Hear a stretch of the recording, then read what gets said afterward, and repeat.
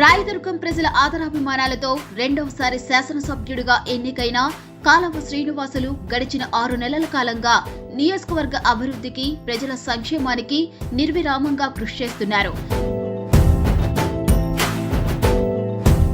శతాబ్దాల కరువునకు, దశాబ్దాల పాలకుల నిర్లక్ష్యానికి నిలువెత్తు సాక్ష్యంగా నిలిచిన రాయదుర్గం నియోజకవర్గానికి చంద్రబాబు పంపిన దూతగా 2014లో వచ్చిన కాలవ శ్రీనివాసులు మునుపెన్నడూ చూడని అభివృద్ధిని ఈ ప్రాంతానికి పరిచయం చేశారు.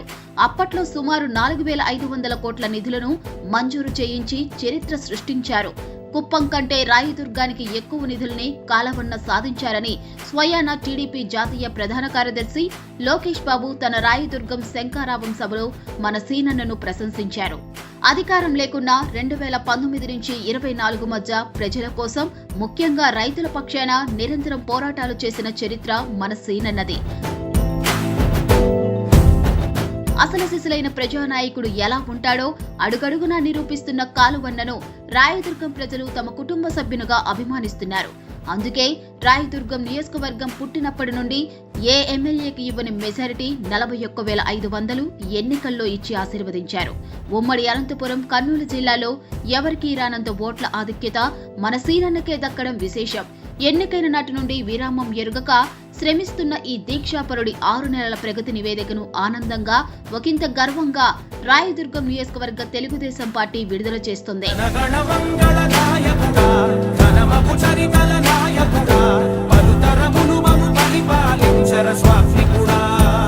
కనేకల్లు, కలేకుర్తి మధ్య హగరీ నదిపై సుమారు 48 కోట్ల విలువైన బ్రిడ్జి పనులకు శంకుస్థాపన. గత ఎన్నికల్లో గౌరవ ఎమ్మెల్యే ఇచ్చిన హామీ మేరకు ఈ పనులను ప్రారంభించారు. దశాబ్దాల కాలంగా ఎటువంటి మరమ్మతులకు నోచుకోక శిథిలావస్థకు చేరుకున్న హెచ్ఎల్సీ బ్రిడ్జిపై ప్రయాణం ఆందోళనకరంగా సాగేది. ప్రజల ఇబ్బందులను గుర్తించి తాజాగా కొత్త వంతెన నిర్మాణానికి శ్రీకారం చుట్టారు. రాయదుర్గం టెక్స్టైల్ పార్కును గత పాలకులు పూర్తిగా విస్మరించారు. టీడీపీ ప్రభుత్వంలో ప్రారంభమైన యూనిట్లు మినహా కొత్తగా వైకాపా ప్రభుత్వంలో ఒక్క అడుగు కూడా ముందుకు పడలేదు. తాజాగా పార్కుకు మహద్దశ తీసుకురావడానికి ప్రయత్నాలు ముమ్మరమయ్యాయి. ఔత్సాహిక పారిశ్రామికవేత్తలను ఆహ్వానించి అదనపు యూనిట్ల ఏర్పాట్లకు సన్నాహాలు జరుగుతున్నాయి. దీనివల్ల వందలాది మందికి ఉపాధి అవకాశాలు లభించనున్నాయి.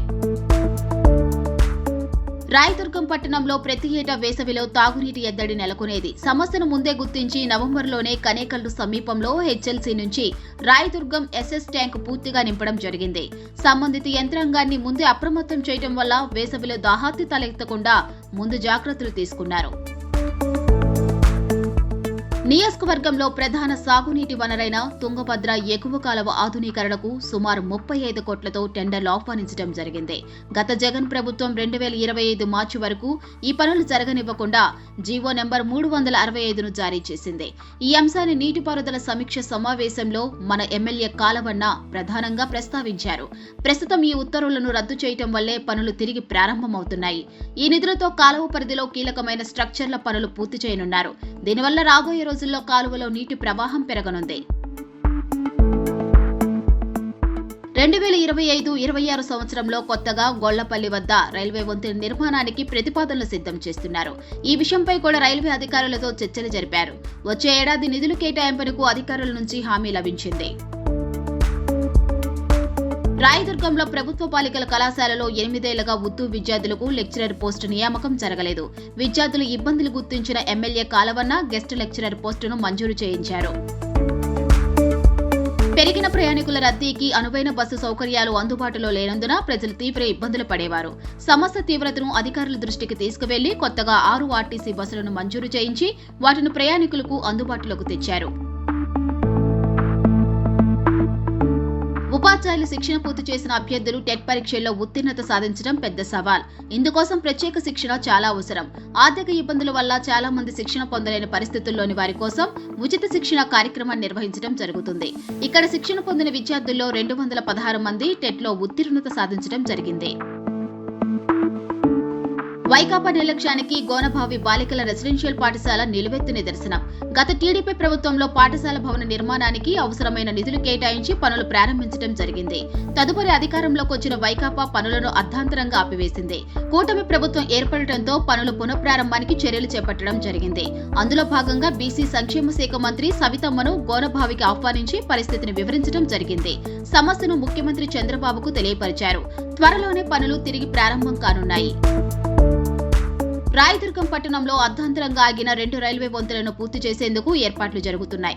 సుమారు 90 కోట్ల నిధులను రైల్వే శాఖ ద్వారానే మంజూరు చేయించడానికి కాలవ సీనన్న ప్రయత్నిస్తున్నారు. రైల్వే సహాయ మంత్రి సోమన్నకు వీటి గురించి విశదీకరించారు. నైరుతి రైల్వే ముఖ్య కార్యనిర్వహణ అధికారి అజయ్ శర్మను ఇటీవల బెంగళూరులో కలిసి చర్చించారు. ఇదే విషయాన్ని గౌరవ రాష్ట్ర ముఖ్యమంత్రి చంద్రబాబు దృష్టికి తీసుకువెళ్లడం జరిగింది.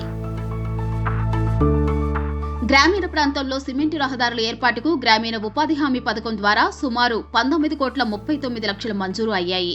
బీటీ రోడ్లకు 2 కోట్ల నిధులు, ఈఏపీ కింద 6 కోట్ల 26 లక్షలు, ప్రధానమంత్రి గ్రామ సడక్ యోజన కింద 8 కోట్ల 45 లక్షలు, నాబార్డ్ నిధులతో హై ఇంపాక్ట్ రోడ్లకు 6 కోట్ల 80 లక్షలు కేటాయించడంతో త్వరలో ఆయా గ్రామాల్లో రహదారులు రూపురేఖలు మారబోతున్నాయి. సామాజికంగా ఆర్థికంగా వెనుకబడ్డ వాల్మీకి బోయలను ఎస్టీ జాబితాలో చేర్చాలన్న ప్రతిపాదనలు కాలవన్న అసెంబ్లీలో ప్రస్తావించారు. జగన్ ప్రభుత్వం ప్రాంతీయ విభేదాలు సృష్టించి ఈ ప్రతిపాదనను తుంగలో తొక్కిందని విమర్శించారు. వారి భవిష్యత్తును నాశనం చేసిన అగ్రవర్ణ దురహంకారి జగన్కు ప్రజలు తగిన గుణపాఠం చెప్పారన్నారు. రాష్ట్రంలో తిరిగి చంద్రబాబు ప్రభుత్వం ఏర్పడడంతో వాల్మీకి బోయల్లో ఆశలు చిగురించాయని కాలువ సీనన్న పేర్కొన్నారు. 2017లో ముఖ్యమంత్రి నారా చంద్రబాబు నాయకత్వంలో అసెంబ్లీలో ప్రతిపాదించిన తీర్మానం మేరకు తదుపరి చర్యలు తీసుకోవాలని కోరారు. ముఖ్యమంత్రి నారా చంద్రబాబు నాయుడు సీమబిడ్డగా రాయలసీమలో హైకోర్టు బెంచ్ ఏర్పాటుకు కృషి చేస్తున్నందుకు తనకు గర్వకారణంగా ఉందన్నారు.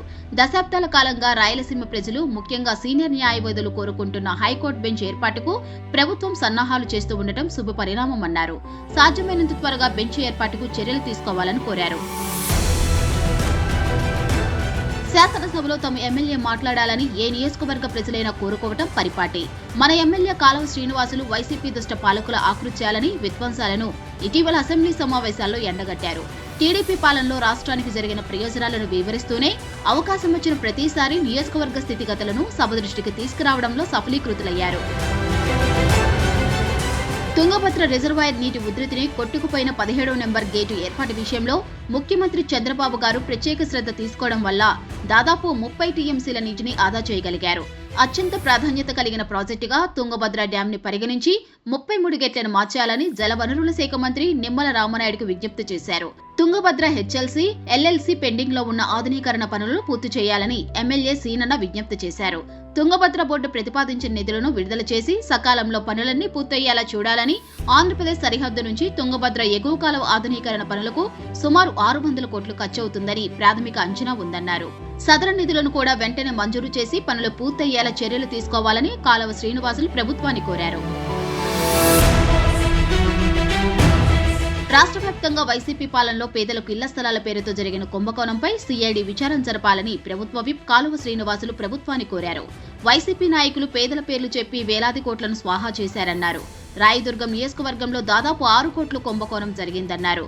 గుమ్మగట్ట వైసీపీ మండల్ కన్వీనర్ గొల్లపల్లి కాంతారెడ్డి, నేత్రపల్లి భీమారెడ్డిలు దాదాపుగా 8 మంది రైతులతో 6 కోట్ల రూపాయలు స్వాహా చేశారని ఆయన తెలిపారు. పేద రైతుల దగ్గర నుండి ఎకరం 6 నుంచి 8 లక్షల రూపాయలకు భూమిని కొనుగోలు చేసి 35 లక్షల నుంచి 40 లక్షల వరకు ప్రభుత్వాన్ని అమ్ముకున్నారన్నారు. 1,62 లక్షలు రావాల్సిన ఒక రైతుకు కేవలం 36 లక్షలిచ్చి దారుణంగా మోసం చేశారన్నారు.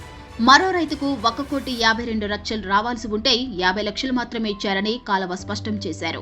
పేద రైతుల భూములను అడ్డుపెట్టుకుని కోట్లాది రూపాయలు స్వాహా చేసిన వైసీపీ నాయకులపై ఎన్డీఏ ప్రభుత్వం కఠిన చర్యలు తీసుకోవాలని విజ్ఞప్తి చేశారు. రాయదుర్గం నియోజకవర్గంలో శరవేగంగా విస్తరిస్తున్న ఎడారీకరణను నివారించడానికి ప్రత్యేక శ్రద్ధ చూపాలని ప్రభుత్వ విప్ కాలువ శ్రీనివాసులు ప్రభుత్వాన్ని కోరారు. నియోజకవర్గంలో 20,000 ఎకరాల్లో ఇప్పటికే ఎడారి ఛాయలు అలుముకున్నాయన్నారు. ఎడారి నివారణ కోసం 2014-19 మధ్య కాలంలో చంద్రబాబు నాయుడు ప్రత్యేక శ్రద్ధ తీసుకుని ఇసుక తిబ్బలను తరలించడానికి ఉపాధి హామీ నిధులను వినియోగించి రైతులకు సహకారం అందించారన్నారు. వెనుకబడిన ప్రాంతాలకు కేంద్రం నుంచి అందే నిధుల్లో రాయదుర్గం నియోజకవర్గానికి ప్రత్యేక ప్రాధాన్యం ఇవ్వాలని కాలువ శ్రీనివాసులు విజ్ఞప్తి చేశారు. ముఖ్యమంత్రిగా బాధ్యతలు తీసుకున్న 6 నెలల్లోనే చంద్రబాబు నాయుడు గారు రాయదుర్గం నియోజకవర్గానికి రావడం ఎంతో సంతోషకరం. నేమకల్లు గ్రామానికి విచ్చేసి స్వయంగా పేదల ఇంటి ముంగిటికెళ్లి పింఛను పంచడంతో పాటు రాయదుర్గం ఉజ్వల భవిష్యత్తుకు సుమారు 5,000 కోట్ల విలువ చేసే హామీలు ఇవ్వడం ఈ ప్రాంతం చేసుకున్న అదృష్టం. రాష్ట్రంలో తనకు అనంతపురం జిల్లా ఇష్టమని, అందులోనూ రాయదుర్గం మరింత ఇష్టమని ముఖ్యమంత్రి గుర్తు చేయటం ఆ ప్రాంతం పట్ల ఆయనకున్న ప్రత్యేక అభిమానాన్ని తెలియజేస్తుంది. అదే నిండు సభలో ఎమ్మెల్యే కాలవ శ్రీనివాసులు తనకు అత్యంత సన్నిహితుడని ప్రకటించడం అధినేత మనసులో సీనన్నకు ఉన్న ప్రత్యేక స్థానాన్ని సూచిస్తుంది. శ్రీ నేమకల్లు ఆంజనేయ స్వామి సాక్షిగా అర్ధాంతరంగా ఆగిపోయిన జీడిపల్లి భైరవాణి తిప్ప పథకం పనులను 968 కోట్లతో పూర్తి చేసి బీటీపీకి కృష్ణా జలాలను తీసుకొస్తారని హామీ ఇచ్చారు. తుంగభద్ర ఎగువ కాలువకు అనుసంధానంగా బొమ్మనహాల్ మండలం నేమకల్లు, ఉంతకల్లు గ్రామాల మధ్య 5 టీఎంసీల సామర్థ్యంతో ప్రతిపాదిత నేమకల్లు ఆంజనేయ స్వామి బ్యాలెన్సింగ్ రిజర్వాయర్ను పూర్తి చేసే బాధ్యతను తీసుకుంటానని హామీ ఇచ్చారు. అర్ధాంతరంగా ఆగిపోయిన తుంగభద్ర ఎగువ కాలువ ఆధునీకరణ పనుల పూర్తికి హామీ. హంద్రీనీవా పథకం 36A ప్యాకేజీలో భాగంగా నిర్మించ తలపెట్టిన మాల్యం ఆవులదట్ల బ్రాంచ్ కాలువల పనులకు హామీ ఇచ్చారు. రాయదుర్గం మున్సిపాలిటీకి ప్రత్యేక నిధులు తీసుకువచ్చి అన్ని విధాలుగా అభివృద్ధి చేయడానికి యాక్షన్ ప్లాన్ తయారు చేస్తున్నామని చెప్పారు. ఎంతైనా డబ్బులు ఖర్చు పెట్టే కనేకల్లు, బొమ్మనహాల్ మండలాలు ఎడారిగా మారకుండా పూర్తిగా నియంత్రణ చేసే బాధ్యతను తీసుకుంటామని, ప్రత్యేక ప్రణాళికను తయారు చేయిస్తామని హామీ ఇచ్చారు.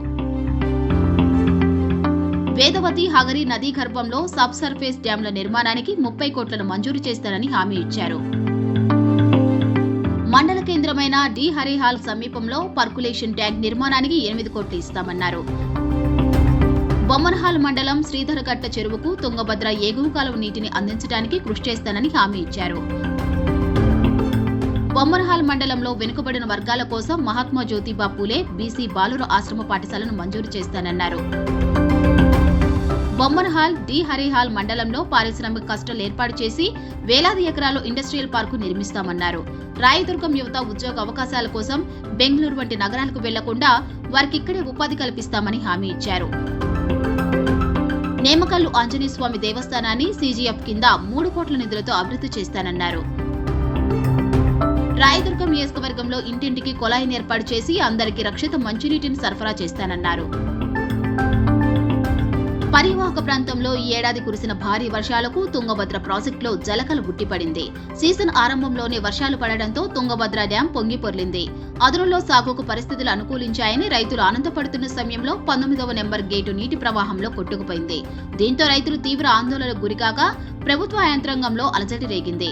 విషయం తెలుసుకున్న సీనన్న హుటాహుటిన అందరికన్నా ముందే సంఘటనా స్థలానికి చేరుకున్నారు. ప్రభుత్వం ఆలోచించి పరిష్కారం చూపుతుందని, రైతులెవరూ ఆందోళన చెందవద్దని ధైర్యాన్నిచ్చాడు. ఆంధ్ర రాష్ట్ర ప్రతినిధిగా తుంగభద్ర బోర్డు అధికారులు ఆంధ్ర, కర్ణాటక ప్రభుత్వ పెద్దల దృష్టికి విషయాన్ని తీసుకువెళ్లారు. మరోవైపు నిపుణులతోనూ చర్చించి ఎప్పటికప్పుడు తాజా సమాచారాన్ని ప్రభుత్వ పెద్దలకు చేరవేయడంలో కీలకంగా వ్యవహరించారు. ఆపద సమయంలో నిపుణులు, ఇతర ప్రజాప్రతినిధులను సమన్వయం చేసుకుంటూ ప్రత్యామ్నాయ ఏర్పాట్లపై చర్చించారు.